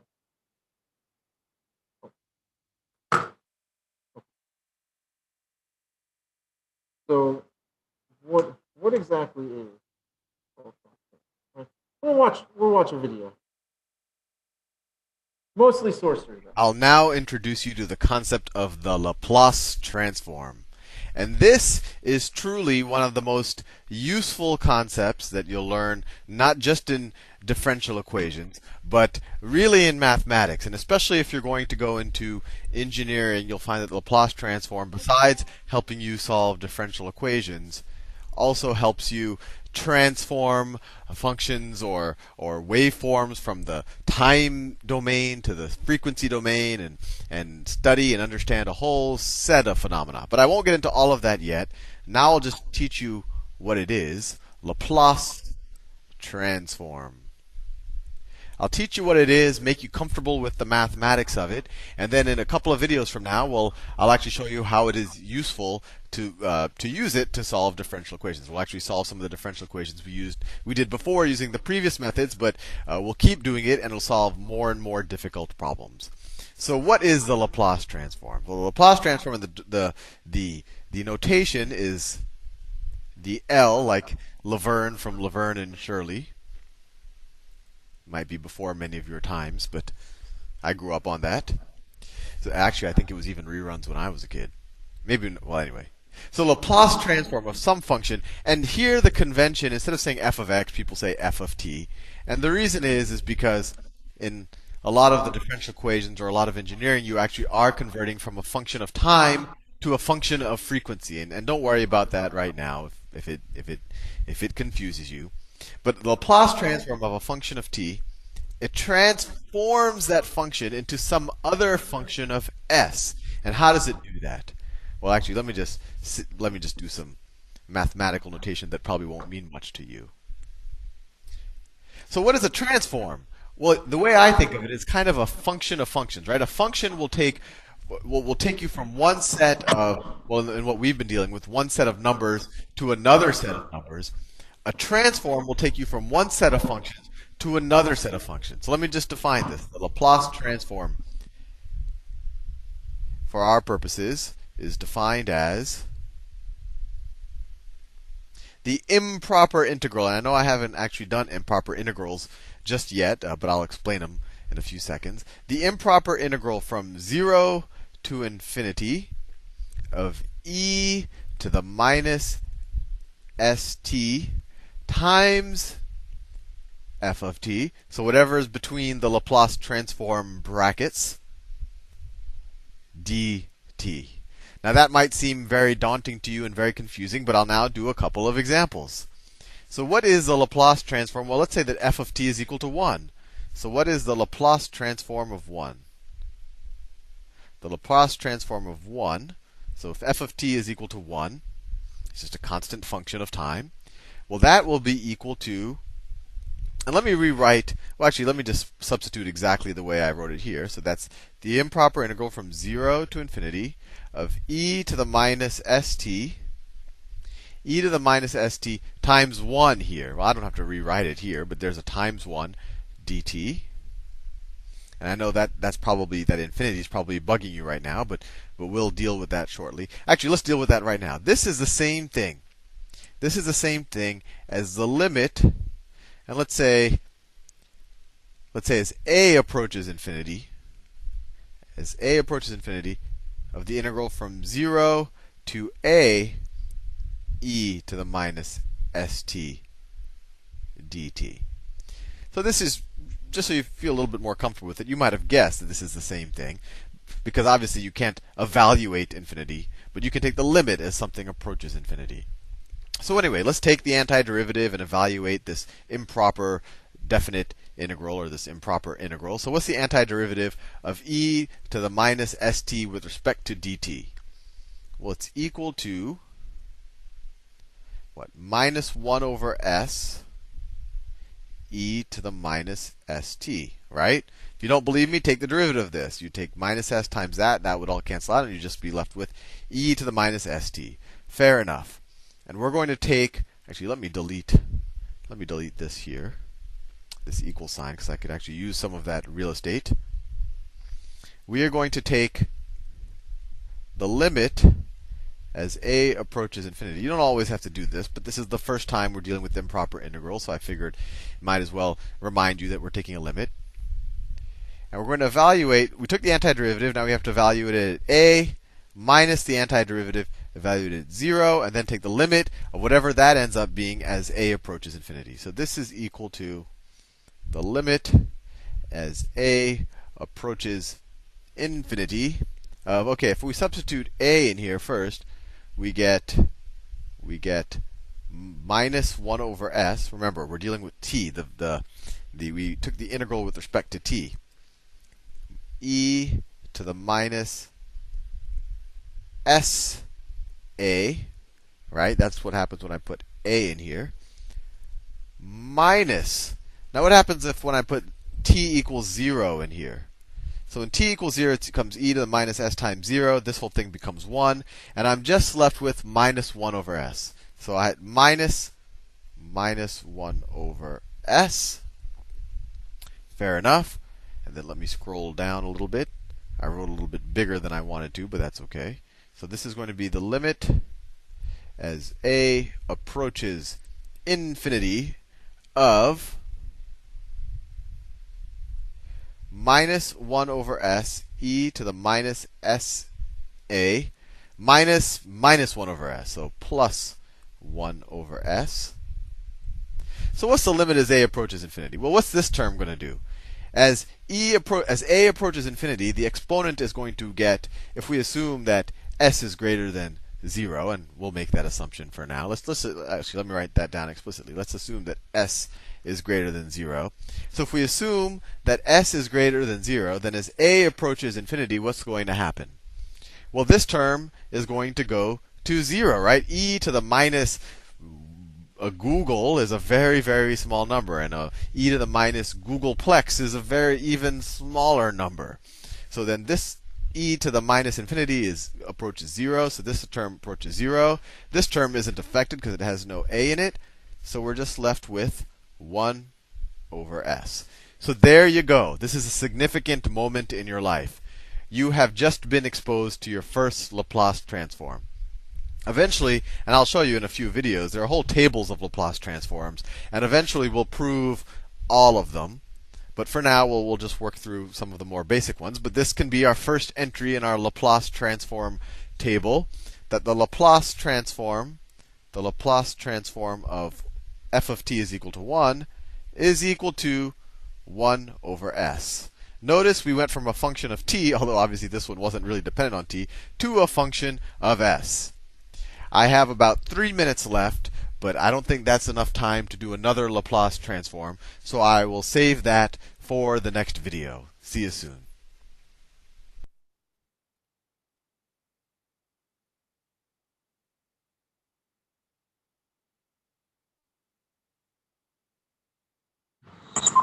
Okay, disagree. I think there's plenty of time for another one.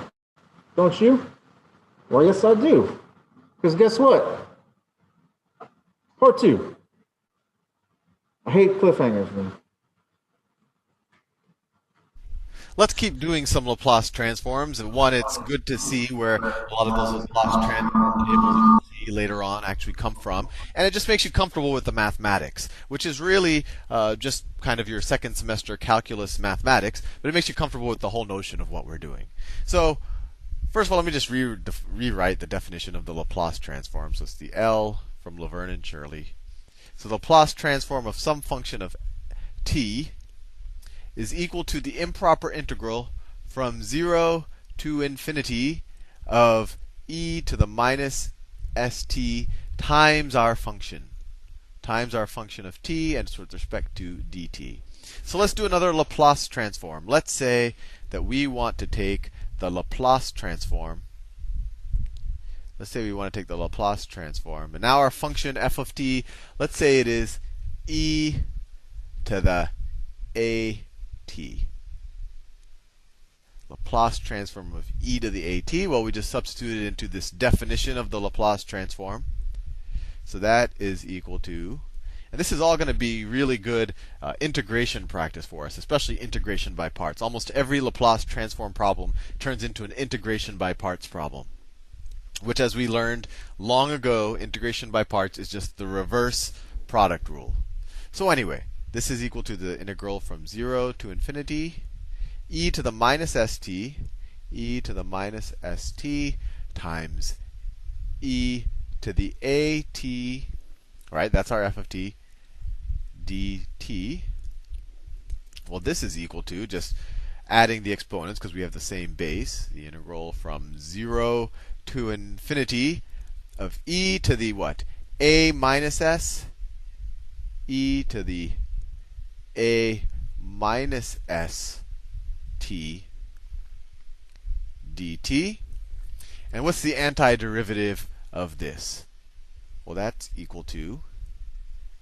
is equal to what with respect to t? So it's equal to 1 over a minus s. That's just going to be a constant, right? So we can just leave it out on the outside. 1 over a minus s times e to the a minus s t, and we're going to evaluate that from t is equal to infinity, or the limit as t approaches infinity, to t is equal to 0. And I could have put this inside the brackets, but it's just a constant term, right? None of them have t's in them, so I can just pull them out. And so this is equal to 1 over a minus s times. Now, what is the limit? We essentially have to evaluate t as at infinity. So what is the limit at infinity? Well, we have two cases here, right? If this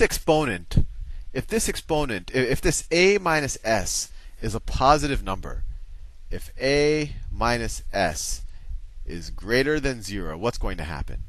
Well, as we approach infinity, e to the infinity just gets bigger and bigger and bigger, right? Because it's e to an infinitely positive exponent. So we don't get an answer. And when you do improper integrals, when you take the limit to infinity and it doesn't come to a finite number, the limit doesn't approach anything, that means that the limit, or actually the improper integral, diverges. And so there is no limit. No limit. And to some degree, we can say that the Laplace transform is not defined when a minus s is greater than 0, or when a is greater than s. Now, what happens if a minus s is less than 0? So if a minus s is less than 0, well then this this is going to be some negative number here, right? And then if we take e to an infinitely negative number, well, then that does approach something. That approaches 0, and we saw that in the previous video. And I hope you understand what I'm saying, right? E to an infinitely negative number is 0, or it approaches 0, while e to an infinitely positive number is just infinity, so it doesn't really converge on anything.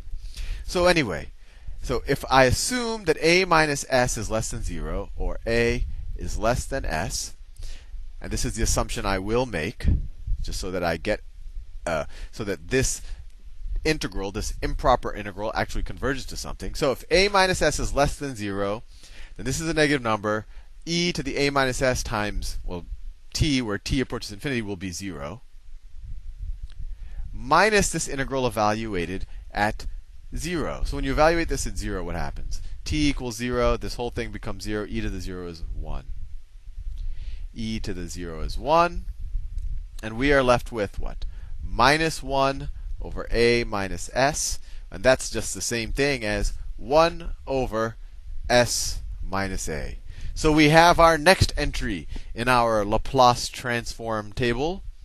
We have our next entry, and that is the Laplace transform. The Laplace transform of e to the a, e to the at is equal to 1 over s minus a, as long as we make the assumption that s is greater than a. This is true when s is greater than a, or a is less than s. Either way, you could view it either way. So that's our second entry in our Laplace transform table. Fascinating. And actually, let's relate this to our previous entry in our Laplace transform table, right? What was our first entry in our Laplace transform table? It was Laplace transform of 1 is equal to 1 over s, right?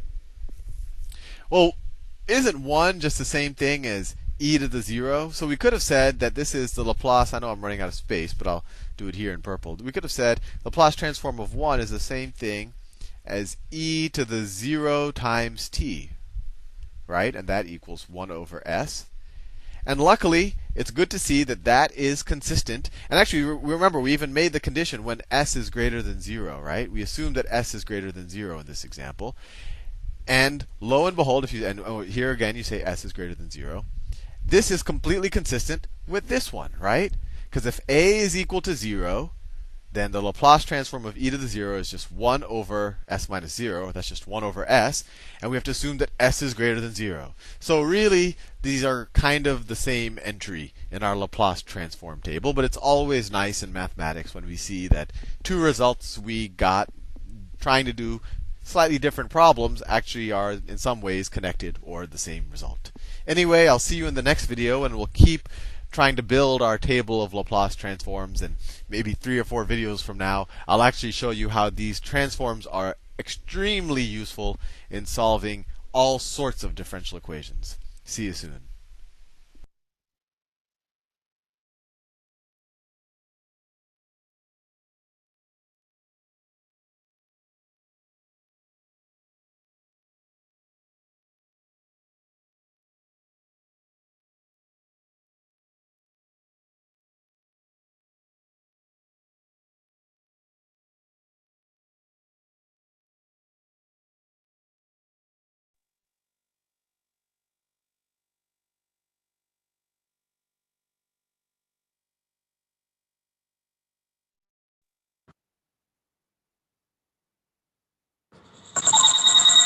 Whoa. I don't like that. Can you guys hear me? Okay, great.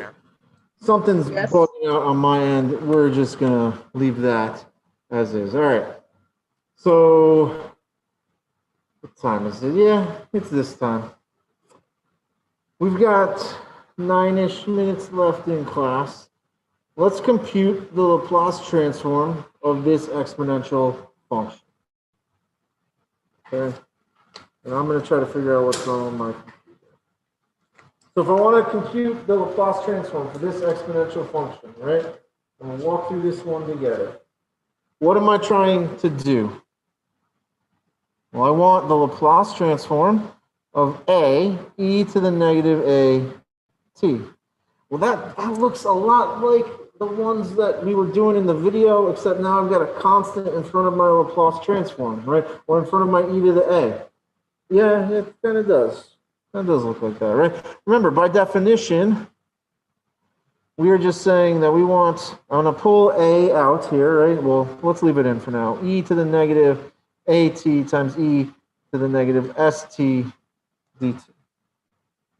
Right? That's what our definition tells us. So our definition tells us this. Great. So what now? Right? Well, we can maneuver some of these things around, right? This can be pulled out because it's a constant. Right? And we can combine this to look like that, right?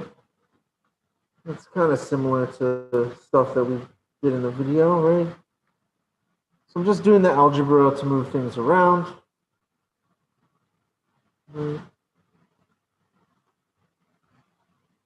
Well, this is just equal, and if I take the antiderivative of that, this is going to be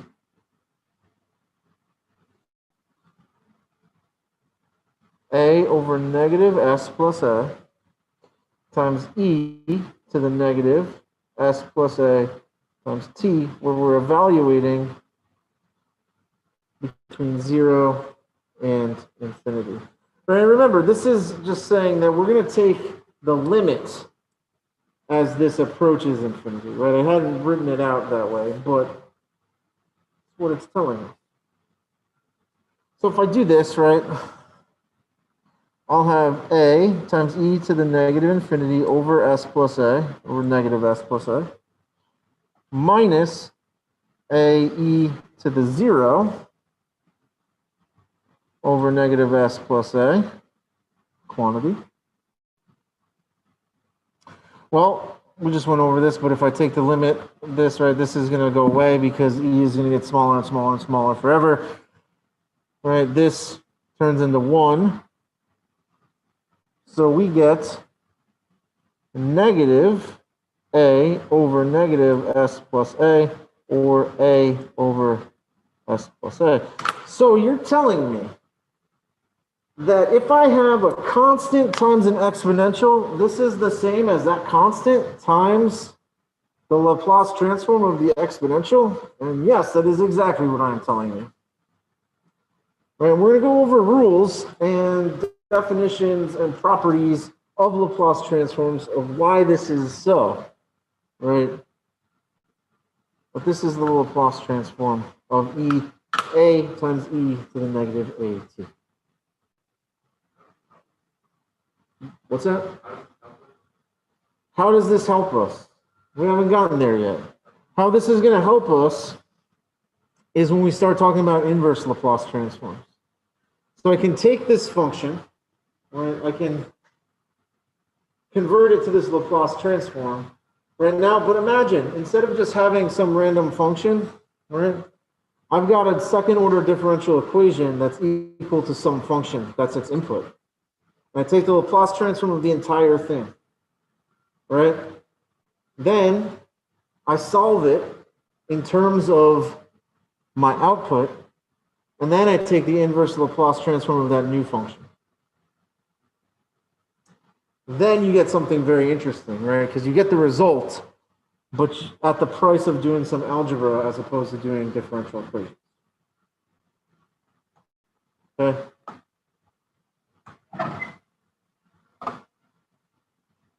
That's it for today. I had more stuff, but we don't have time. There you go. I don't have the other one in here today. I apologize. I missed it when I was making the slides. The how are you feeling about class? Same rules apply, right? If you're not feeling good about class, you gotta come tell me, and I can try to help you. Next week, we are going to continue with Laplace transforms, right? We're going to continue with Laplace transforms next week. Oh no.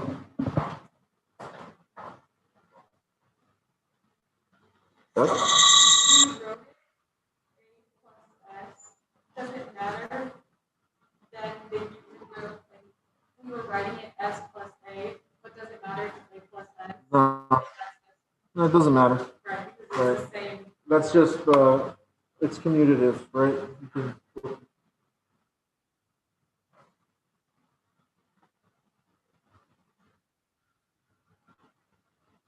Thank you very much, Dr. D. Have a great one. Thank you. Office hours, 3 to 5 p.m., Tuesday, Wednesday, and Fridays, 9 to 11 on Mondays. That's a.m., not p.m. Monday. So You can't do any today, right? 9 to 11 a.m. on Monday. Dr. D. Over the weekend, I do have an email address, which is associated with my LoudCloud profile, michael.dgregorio@gcu.edu. Feel free to reach out with that. Include pictures of what you're doing, because that's going to make it easier for me to help you. Dr. D. It's true. Mike Screech is real. It's real.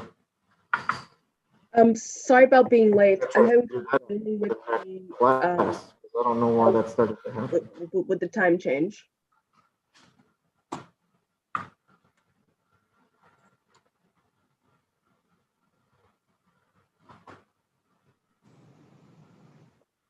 Dr. D.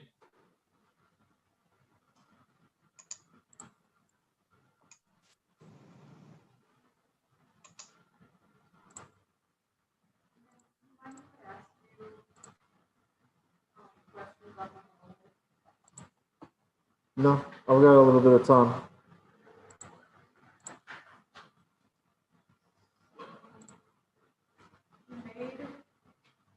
So I sent out those corrections to 12 and 13. Mm-hmm. But for both of them, so in 12, are we supposed to assume that the ATM is 0? No. No? No. Is the atmospheric pressure 0? Last time I checked, it's 101.3 kPa. What is it? Last time I checked, it was 101.3 kPa is considered to be atmospheric pressure. But you can also do a neat thing where if you subtract atmospheric pressure from an absolute pressure, you get this thing called gauge pressure. Right? One or the other.